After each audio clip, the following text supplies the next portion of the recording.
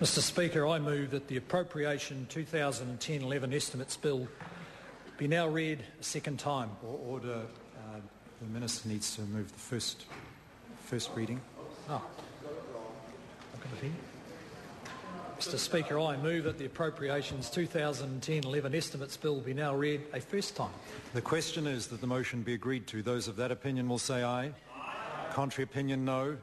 The ayes have it. Appropriation 2010-11 Estimates Bill, first reading. The Appropriations 2010-11 Estimates Bill is set down for second reading forthwith. Mr Speaker, the Honourable Bill English. I move that the Appropriation 2010-11 Estimates Bill be now read a second time.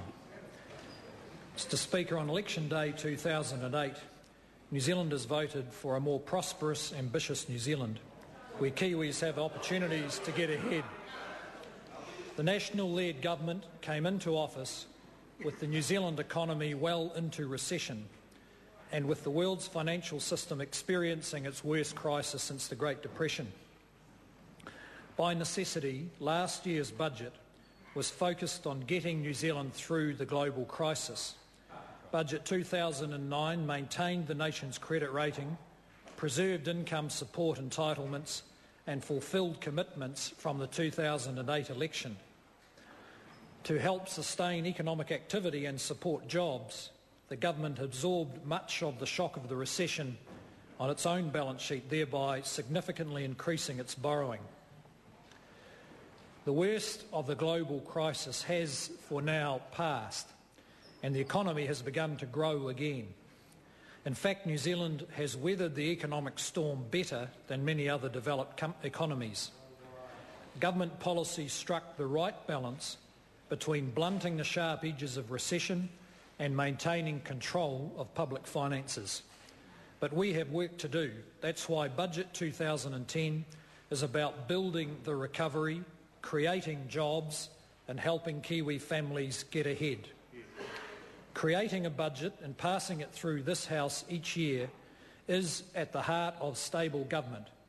I want to especially thank the government's support parties, ACT, the Maori Party and United Future for their contributions. I'm pleased to tell the House that this budget will fund improved services to the public, will produce a lower track for future debt and will deliver a tax package that will be good for the economy and good for families. Mr Speaker, I now turn to the four main objectives of this budget. The first is lifting the long-term performance of the economy. The second is reform of the tax system to make it fairer, more sustainable and more supporting of economic growth.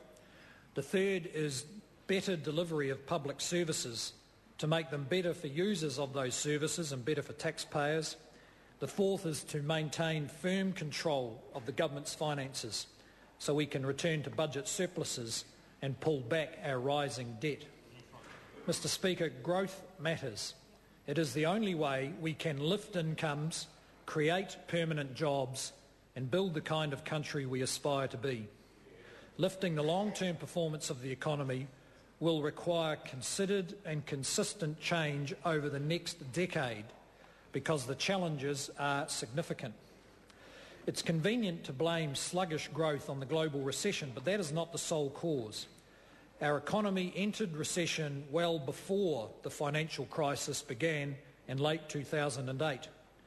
Growth in the 3 years prior was below 1% per annum. It was less than half our trading partner average and less than 1/3 of Australia's growth rate.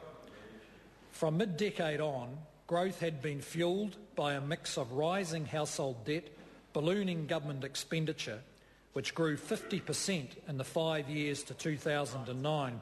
By contrast, output from exporters and import competing industries had been in decline since 2005. These include sectors such as agriculture, horticulture, mining and resources, forestry, fishing, food manufacturing and tourism, all areas where New Zealand should be benefiting from its natural advantages. Too many New Zealanders have discovered that growth driven by debt, government spending and property speculation does not create permanent, worthwhile jobs.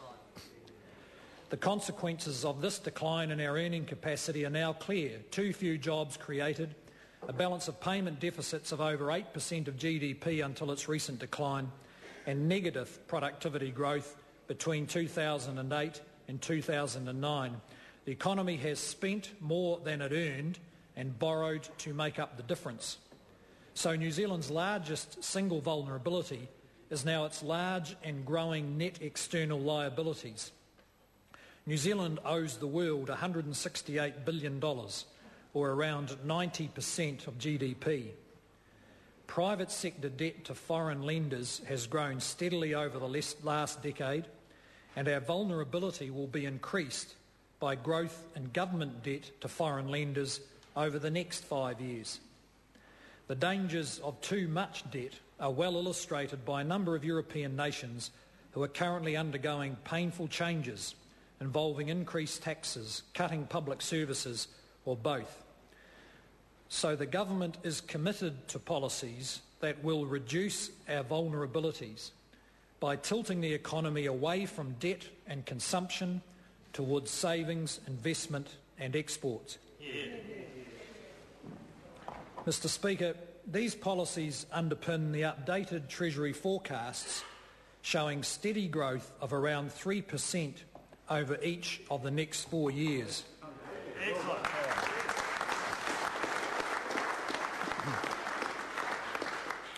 The forecasts show that this growth will raise real incomes of the average household by about $7,000 over the next 4 years and create 170,000 new jobs.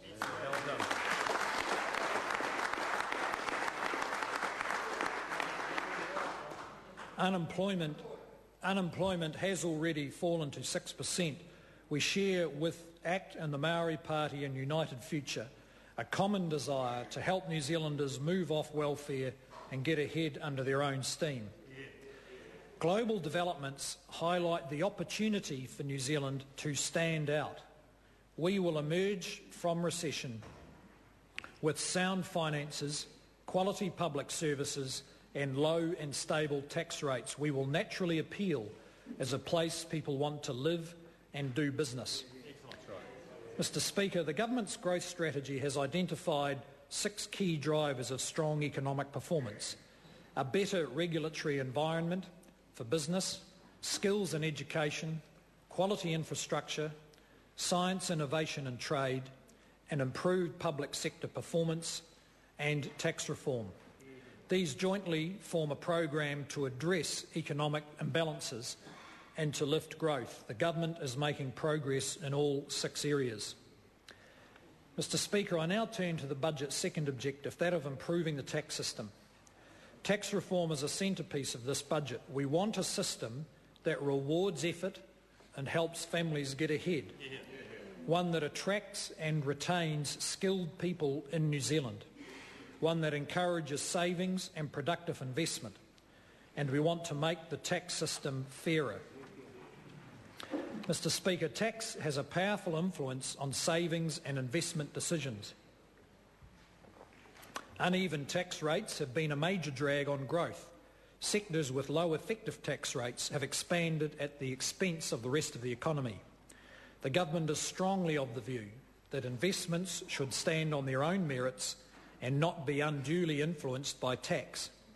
There is also compelling evidence of widespread avoidance, mostly brought about by taxpayers exploiting differing effective tax rates. The system lacks integrity and fairness. The Tax Working Group of 2010 echoed the findings of the earlier McLeod Tax Review of 2001 on these matters. We also required any changes to be broadly fiscally neutral. Given the increase in public debt of recent years, it would be irresponsible to saddle the next generation with the obligation to pay for tax cuts now. Over 4 years, the package delivers around $15 billion of tax cuts. This is matched by a similar level of revenue increases from less economically damaging sources. The total package has a cost of $460 million in the first year due to some revenue initiatives which cannot be immediately implemented.